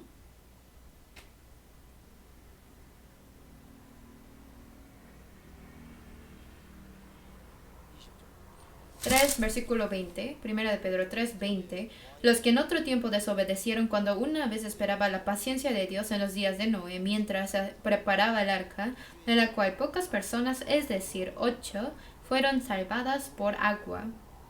El bautismo que corresponde a esto ahora nos salva, no quitando las inmundicias de la carne, sino como la aspiración de una buena conciencia hacia Dios por la resurrección de su Cristo. O sea, entrar al arca de Noé fue primero, y luego, segundo, pasaron por el agua, y tercero, salieron del arca. De la misma manera, entrar a Jesús es primero. El arca era sombra de Jesús. Primero entrar a Jesús y después pasaron por el diluvio. Después pasar por el agua y llevan la vida cristiana. Por eso el diluvio de Noé fue la sombra del bautismo. En el Antiguo Testamento, acerca de qué es la fe, qué es el arrepentimiento, qué es el bautismo, había muchas sombras que los explicaban. Vamos a volver a ver Hebreos capítulo 6.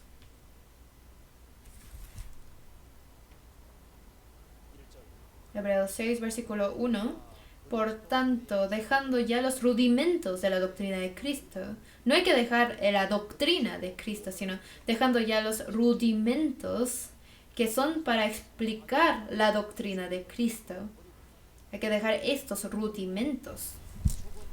Luego del arrepentimiento de obras muertas. En el Antiguo Testamento había muchas sombras de arrepentimiento de obras muertas y muchas sombras de la fe en Dios.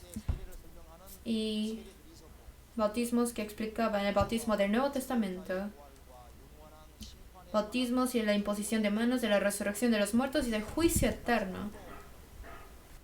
Que no se regresen a lo del Antiguo Testamento, sino se avanzan a la perfección. Que Dios en el Antiguo Testamento por muchos siglos de muchas maneras ha hablado, pero son sombras. Y ahora, cuando vino Jesús, enseñó qué es el arrepentimiento, qué es la fe, qué es el bautismo y varias cosas. El Señor lo dijo claramente. Entonces, como Jesús lo dijo claramente, a eso se tiene que avanzar para recibir la salvación. O sea que Jesús vino, tuvo que morir en la cruz y resucitar para que todo fuera perfecto. Vamos a buscar San Mateo capítulo 5.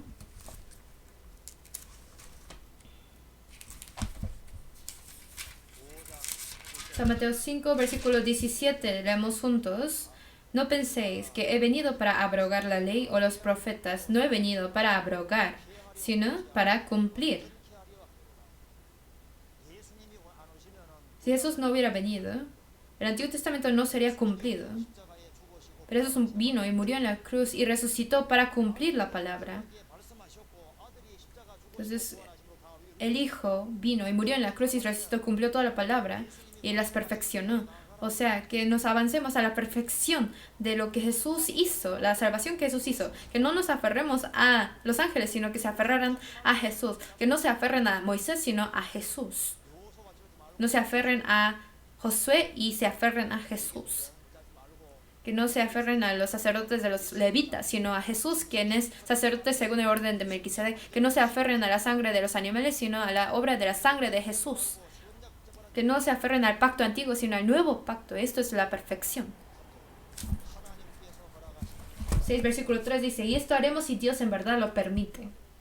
4. Porque es imposible que los que una vez fueron iluminados y gustaron del don celestial y fueron hechos partícipes del Espíritu Santo, y asimismo gustaron de la buena palabra de Dios y los poderes del siglo venidero.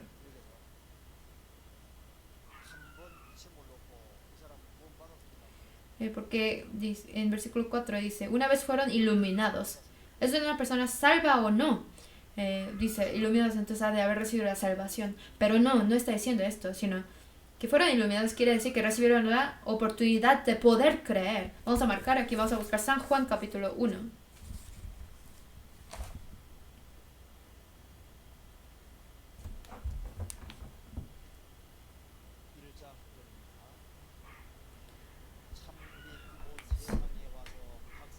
1:9 dice, aquella luz verdadera que alumbra a todo hombre venía a este mundo. Jesús vino a la tierra de Israel y durante 3 años y medio iluminó. Los judíos claramente recibieron esta luz iluminada. Fueron iluminados una vez y Jesús vino a la tierra de Israel y era la luz que iluminó a todo hombre. Jesús iluminó la luz a todo hombre. Entonces, como todos fueron iluminados, pero ¿todos fueron salvos? No, ¿por qué no?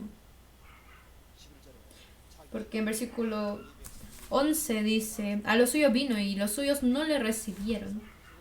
Que aunque sí se iluminó la luz, pero el aceptarlo o rechazarlo, esto fue la responsabilidad de cada hombre. Entonces, a cada persona fue iluminado la luz. Pero el ser iluminado no quiere decir que fue salvo. Si nos fueron iluminados, quiere decir que recibieron la oportunidad de poder creer. Y la persona que aceptaba esta luz recibía la vida eterna, y los que la rechazaban, esta palabra no podía ser suya. Por eso Judas Iscariote fue iluminado durante 3 años y medio, pero no aceptó la luz en su corazón. Judas Iscariote no la aceptó. En el tiempo de Jesús, los israelitas recibieron las pruebas de poder creer, pero la mayoría de ellos no lo recibieron. Por eso en Hebreos capítulo 6 dijo que una vez fueron iluminados. ¿Qué quiere decir? Que recibieron la oportunidad de poder creer y gustaron del don celestial, dice en 6:4. Gustaron del don celestial. Los judíos hasta gustaron del pan que Jesús les hizo, gustaron del don celestial y también el don terrenal. Todos los milagros que Jesús hacía no puede existir en un mundo material. Luego fueron hechos partícipes del Espíritu Santo. ¿Qué quiere decir? Que estaban donde trabajaba el Espíritu Santo. Cuando dice que ellos fueron hechos partícipes del Espíritu Santo, dice, Dios ungió con el Espíritu Santo y con poder a Jesús de Nazaret, y como éste anduvo haciendo bienes y sanando a todos. Como dice en esta palabra, Jesús durante 3 años y medio en su vida oficial, todo lo que hizo se hizo por medio del poder del Espíritu Santo. Por eso, cuando Jesús hacía sus milagros con sus poderes, el Espíritu Santo de Dios estaba con él. Entonces, fueron hechos partícipes del Espíritu Santo. Quiere decir que estaban donde estaba la obra del Espíritu Santo. Ellos estaban donde trabajaba el Espíritu Santo, pero no la aceptaron. En nuestro seminario bíblico, cuando se predica el Evangelio, pasa el Espíritu Santo y entra a las personas que están preparadas. Entonces es tomar parte donde está la obra del Espíritu Santo. Pero si uno no acepta el Evangelio, no se hace suyo. Entonces, se hicieron partícipes de la obra del Espíritu Santo, gustaron de la buena palabra de Dios y los poderes del siglo venidero. Y recayeron. Los que recayeron, habla de recaer espiritualmente, es no aceptar. En versículo 6 dice, recayeron, sean otra vez renovados para arrepentimiento, crucificando de nuevo para sí mismos al Hijo de Dios y exponiéndole al vituperio.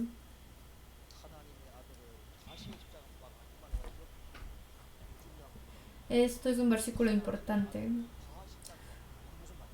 Crucificando de nuevo para sí mismos al Hijo de Dios. ¿Qué quiere decir esto? Que los que recibieron esta palabra de Hebreos fueron la gente de Hebreos. O sea, hablando a la gente que ya crucificaron a Jesús. Después de la vida oficial de Jesús, la mayoría de los judíos tomaron el camino de rechazar a Jesús. Por eso la gente que recibieron a Hebreos, ¿quiénes eran? Los miembros de las iglesias primitivas. Eran las mismas personas que decían que crucificaran a Jesús. Eran personas que ya una vez crucificaron a Jesús. Entonces, si ya crucificaron a Jesús, por medio de los apóstoles les volvía a dar la oportunidad de creer en Jesús después de su muerte. Les volvía a dar la oportunidad, pero si hasta el final rechazan esta oportunidad, ¿qué es lo que está pasando? Ellos están volviendo a crucificando a Jesús si rechazan esta oportunidad que Dios les está dando. ¿Sí entienden? Entonces, la persona que están recibiendo esta palabra eran personas que ya rechazaron a Jesús y ya lo crucificaron, ya lo mataron. Pero por medio de los apóstoles, Dios les vuelve a dar la oportunidad de creer en Él después de su muerte. Pero si hasta esta oportunidad la rechazan hasta el final, están volviendo a crucificar de nuevo a Jesús. Y esto realmente no se puede perdonar. Por eso en versículo 7 dice: porque la tierra que bebe la lluvia, que muchas veces cae sobre ella, produce hierba provechosa a aquellos por los cuales es labrada, recibe bendición de Dios. Pero la que produce espinos y abrojos es reprobada, está próxima a ser maldecida, y su fin es el ser quemada. La tierra es el corazón del hombre. Entonces, en el corazón, que es la tierra, la lluvia es la palabra de Dios. Si recibe la palabra, algunos aceptan la palabra y produce hierba provechosa, o sea, reciben la salvación. Pero algunas personas, aunque recibieron la misma lluvia, producen espinos y abrojos, o sea, rechazan la palabra. Por eso, después de que Jesús murió y resucitó, les volvió a dar la oportunidad de creer en el Señor. Y Dios les dio suficiente palabra y oportunidad, pero hasta esta oportunidad la rechazan. Esa persona son los que producen espinos y abrojos, y al final esas personas son próximas a ser maldecidos, y su fin es el ser quemados, o sea, serán juzgados. Por eso en versículo 9 dice: pero en cuanto a vosotros, oh amados, estamos persuadidos de cosas mejores y que pertenecen a la salvación, aunque hablamos así. O sea que son mejores que esto. Se pueden ser mejor, que escuchen bien. Entonces Hebreos capítulo 6 muy sencillamente está hablando una persona muy representativa para quien se dirige esta palabra sería una persona como Judas Iscariote, porque 3 años y medio fue iluminado Judas Iscariote y probó del pan celestial y tomó parte en la obra del Espíritu Santo, vio la obra de Dios.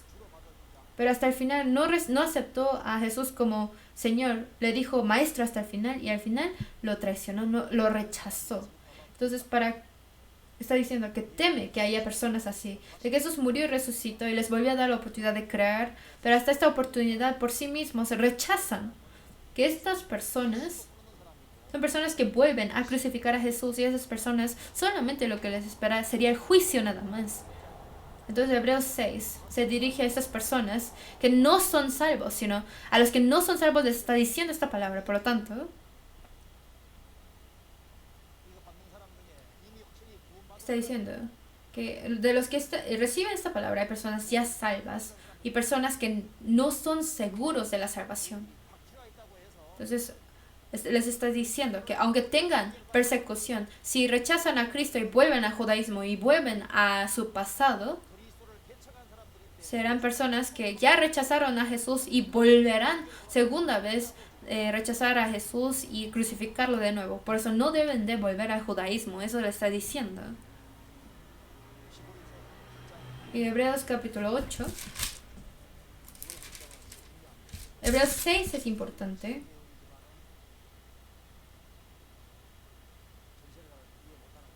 Es sencillo, pero si no lo comprenden en su totalidad puede ser difícil. Pero lo que está diciendo en 6 está fácil o difícil. Nada más de escucharlo es un poco difícil, ¿no? Pero está hablándoles a las personas no salvas. Eso es lo que tienen que entender. A los que se dirige este capítulo 6 son las personas que no son salvas. Y luego Hebreos capítulo 8 habla acerca del pacto antiguo. Porque el pacto antiguo tiene algún problema. Por eso Jesús vino con el nuevo pacto. En Hebreos 8, versículo 7, dice: porque si aquel primero hubiera sido sin defecto, ciertamente no se hubiera procurado lugar para el segundo.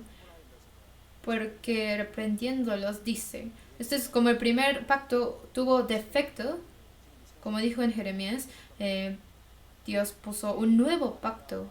En versículo 13 dice: al decir nuevo pacto ha dado por viejo al primero, y lo que se da por viejo y se envejece está próximo a desaparecer.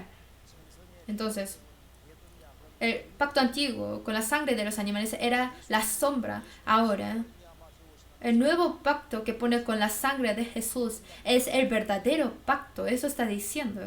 Por eso en Hebreos capítulo 9 ahora habla acerca de el sistema del tabernáculo, de que en el tabernáculo, en el día de expiación, los israelitas mataban al buey, a la cabra y todo esto, que todo lo que era con los animales era la sombra nada más, y que Jesús ahora no murió en tabernáculo terrenal, sino en verdadero tabernáculo celestial. Murió y resucitó y ascendió.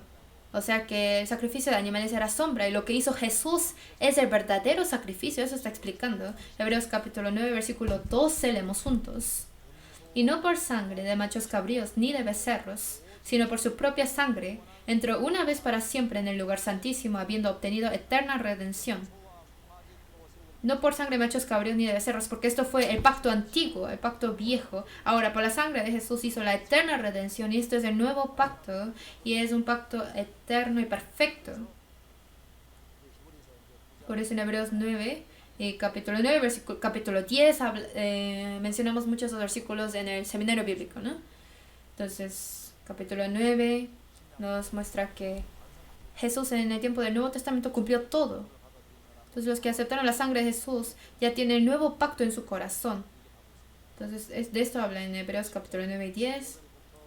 De capítulo 10, versículo 15, dice así: y nos atestigua lo mismo el Espíritu Santo, porque después de haber dicho: este es el pacto que haré con ellos después de aquellos días, dice el Señor, pondré mis leyes en sus corazones y en sus mentes las escribiré.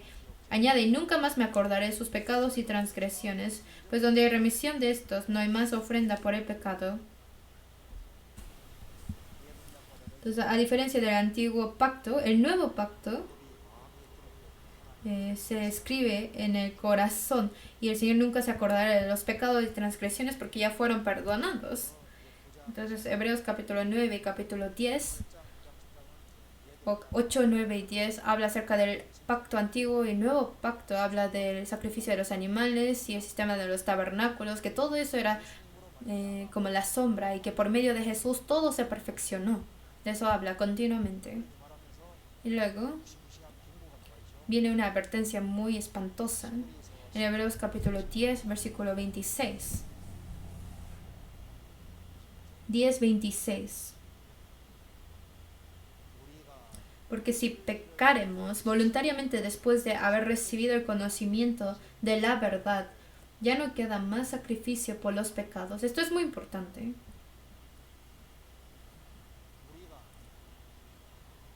O sea, si pecaremos, habla en forma de nosotros. O sea, que de los que recibieron esta palabra hebreos, habían personas ya salvas y personas que no eran seguros de su salvación. Entonces, por poco pueden volver al judaísmo. Por eso continuamente les habla. Les repite que no deben de dejar a Cristo.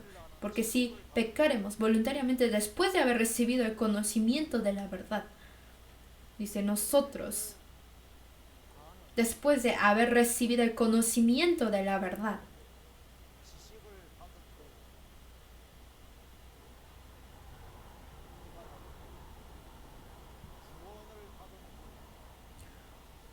A comparación de después de haber recibido la salvación.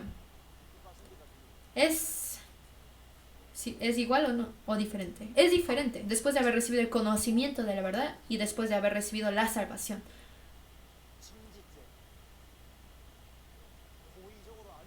Después de recibir la salvación, si uno comete pecado voluntariamente, ¿qué pasará? ¿Ya no hay ofrenda de redención? Después de recibir la salvación, si uno comete pecado voluntariamente, ¿qué pasará? Habrá la disciplina y el castigo de Dios. Pero aquí no dice después de haber recibido la salvación, sino después de haber recibido el conocimiento de la verdad. O sea, que escucharon el conocimiento del evangelio verdadero. O sea, del capítulo 1 de Hebreos, habló acerca de Jesús, de cómo Jesús quitó todos nuestros pecados, escuchó el evangelio de la verdad. Pero después de recibir este conocimiento, si pecaremos voluntariamente, ¿qué está diciendo aquí?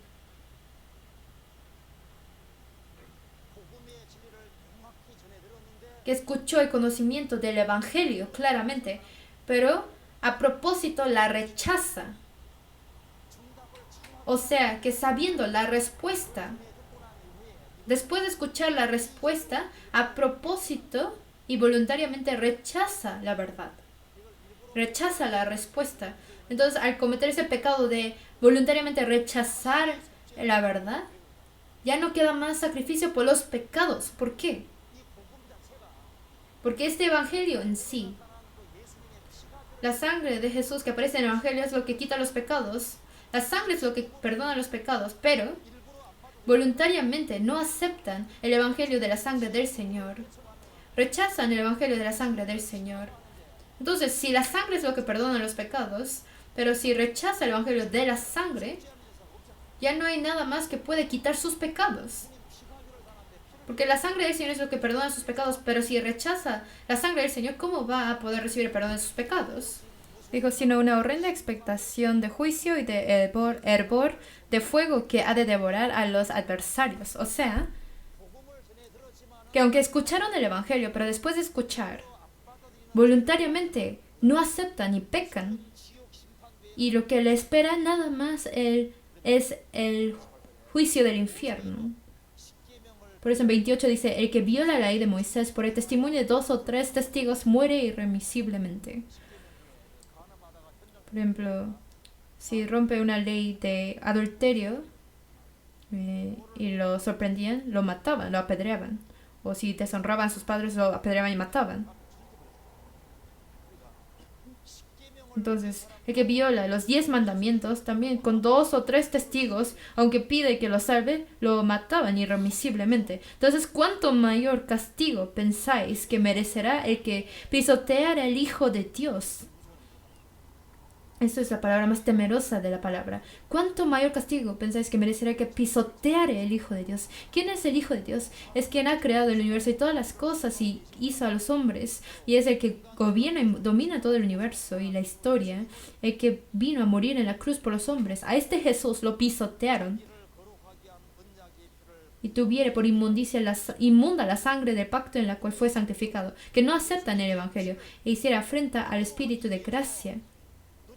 El Espíritu Santo se esfuerza a que creamos en la sangre de Jesús, pero el que rechaza esto hasta el final hace afrenta al Espíritu de gracia. Entonces, ¿cuánto mayor será su castigo de Dios? Eso está diciendo.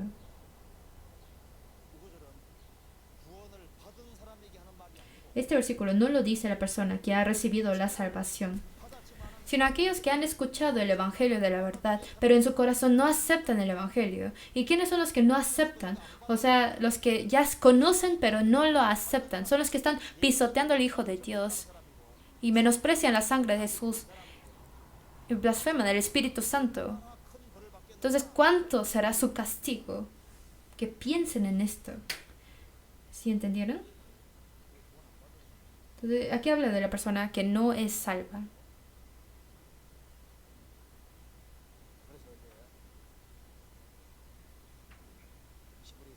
Por eso en Hebreos capítulo 10, así está diciendo, en capítulo 10, versículo 32. Pero traed a la memoria los días pasados en los cuales, después de haber sido iluminados, sostuvisteis gran combate de padecimientos. Recibieron la luz, fueron iluminados, pero hacia quienes entró la luz verdadera en su verdaderamente en su corazón.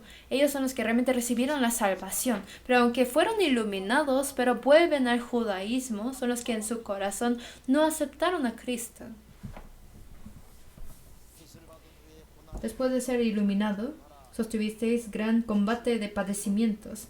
O sea, después de ser iluminados, serán afligidos. Si son iluminados, 33. Por una parte, ciertamente con vituperios y tribulaciones fuisteis hechos espectáculo, y por otra, llegasteis a ser compañeros de los que estaban en una situación semejante. O sea, por razones de creer, le quitan sus bienes también. Pero si esto lo aguantan hasta el final, eso quiere decir que en su alma realmente, si la luz entra en su corazón, eso es posible. Entonces, aunque dicen que son iluminados, pero vuelven al judaísmo, si vuelven al mundo, o sea, la luz nunca entró en ellos. Sería una mentira decir que sí.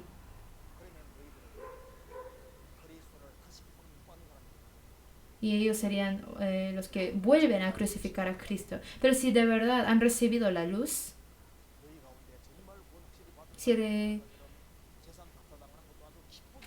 aunque les quitan sus bienes, serían gozosos, porque realmente creyeron en el gran premio que el Señor les dará. Entonces, aquí continuamente está diciendo que no se alejen de creer en Cristo. En versículo 23 leemos juntos: mantengamos firme, sin fluctuar, la profesión de nuestra esperanza, porque fiel es el que prometió. La profesión de nuestra esperanza, mantengamos firme sin fluctuar. Para mantenerlo firme está escribiendo Hebreos.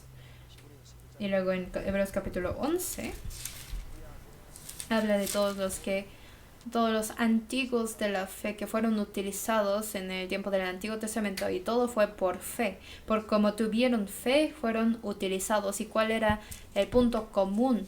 Lo que tenían en común era la fe. Por eso, el Creador que hizo el universo y todas las cosas, los que realmente creen en que Dios hizo el universo y todas las cosas, necesita uno tener la fe para poder creer en esto. Y también de que su hijo fue sacrificado por fe, uno pudo creer. Enoc también caminó con Dios por fe. Noé hizo el arca junto a Dios, trabajó junto a Dios también por fe. Abraham, Isaac y Jacob toda la vida vivieron en campamentos. ¿Por qué? Porque ellos realmente creían en el cielo. ¿Por qué Moisés dejó su gloria de ser hijo de la hija de Faraón? ¿Por qué dejó su complacencia carnal y el pecado? Porque tenía fe y tenía puesto su mirada en el galardón de Dios. Y los cristianos en el tiempo del Antiguo Testamento, los creyentes de Dios fueron apedreados. Algunos los mataron. Tuvieron gran persecución por creer en Dios. Pero ¿por qué todo esto fue posible? Todo fue por fe. Por eso todo es por fe. La fe es lo que decidió todo y no fue por obras. Porque la obra es el resultado, pero lo importante es la fe. Entonces, ¿la fe en quién? Es creer en Mesías, creer en el Señor. Esto es la fe. Entonces, tener la segura fe hacia Cristo es importante. De eso está diciendo. En Hebreos capítulo 12 los anima. En capítulo 12, versículo 1. Y por tanto nosotros también, teniendo en derredor nuestro tan grande nube de testigos. O sea que ya después de hablar de todo en Hebreos, les vuelve a decir, ya es seguro, ¿no? Ya tenemos nuestro tan grande nube de testigos, como todos vivieron con fe, que si es verdad que tienen verdadera fe en Cristo, entonces tienen que correr en la fe. Eso está diciendo. Por tanto, nosotros también, teniendo en derredor nuestro tan grande nube de testigos, la Trinidad de Dios nos está viendo, los ángeles están viéndonos, los antiguos de la fe, todos nos están viendo. En esta carrera estamos. Por lo tanto, corramos en la fe. Y para hacer esto, hay que despojarnos de todo peso y de pecado que nos asedia, y corramos con paciencia la carrera que tenemos por delante, puesto los ojos en Jesús, el autor y consumador de la fe. Para poder correr bien en la fe, hay que despojarnos de todo lo que nos pesa. Porque cargando algo pesado, uno no puede correr, ¿verdad? Los maratonistas tratan de tener la ropa más ligera que pueden tener. Las personas salvas, no es bueno que tengan mucho peso.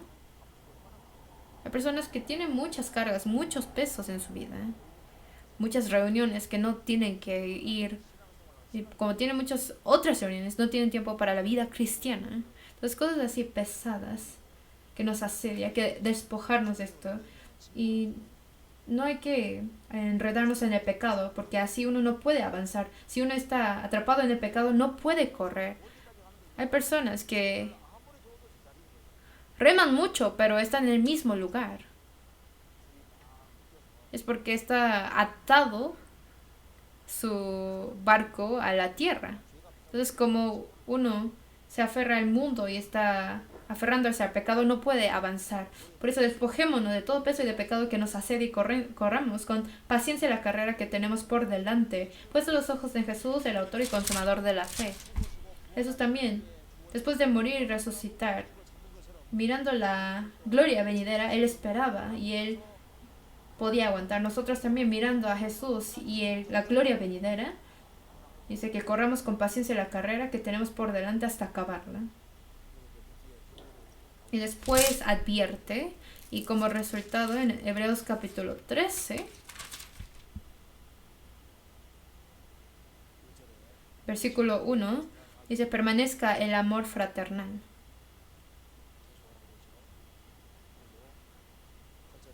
Luego versículo 8, Jesucristo es el mismo ayer y hoy y por los siglos, dice. No os dejéis llevar de doctrinas diversas y extrañas, porque buena cosa es afirmar el corazón con la gracia, no con viandas que nunca aprovecharon a los que se han ocupado de ellas. De los que reciben la palabra de Hebreos, había quienes se dejaban llevar por otras enseñanzas, que no se dejen llevar por otras doctrinas, y que hay que afirmar el corazón por la gracia. Lo que afirma el corazón es la gracia, no con viandas. Aunque uno come mucho, aunque come otras cosas, la comida entra por la boca y sale por atrás, ¿no?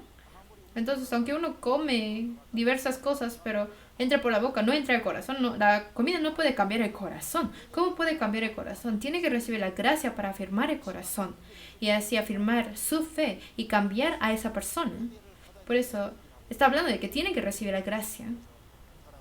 Entonces el hombre, por la gracia, su corazón es afirmado, su fe es afirmado y puede llevar buena vida cristiana. Y así por fin lo que aconseja es que Jesús también para nosotros fue avergonzado, fue crucificado y murió y resucitó.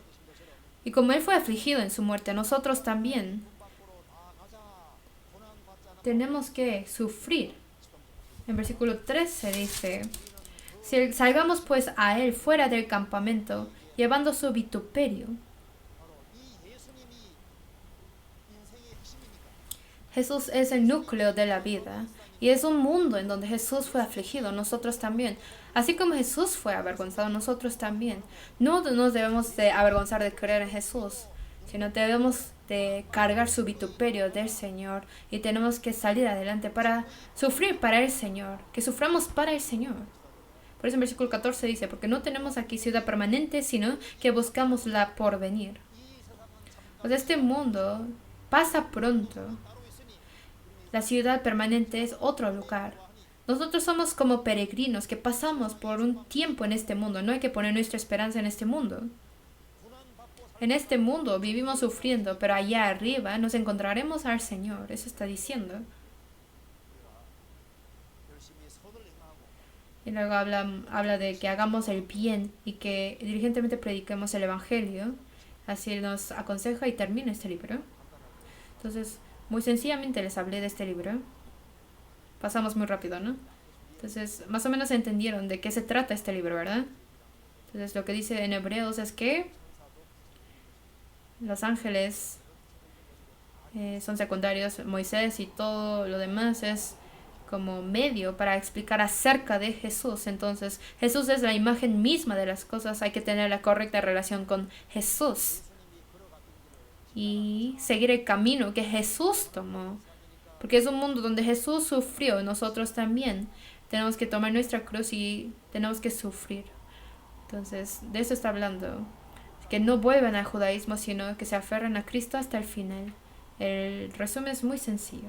Vamos a orar juntos. Dios Padre nuestro que nos ama, te damos gracias. Nos has dado la oportunidad de poder aprender de tu palabra y por eso te damos gracias.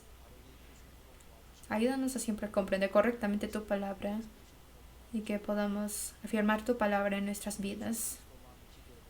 Solo queremos confiar en Jesucristo, solamente exaltar al Señor y vivir nuestras vidas. Para que sepamos que tú eres nuestra esperanza. Ayúdanos a vivir para Cristo y a vivir junto a Cristo y compartir el destino con Cristo. Para esto ayúdanos. Oramos en nombre del Señor Jesús. Amén.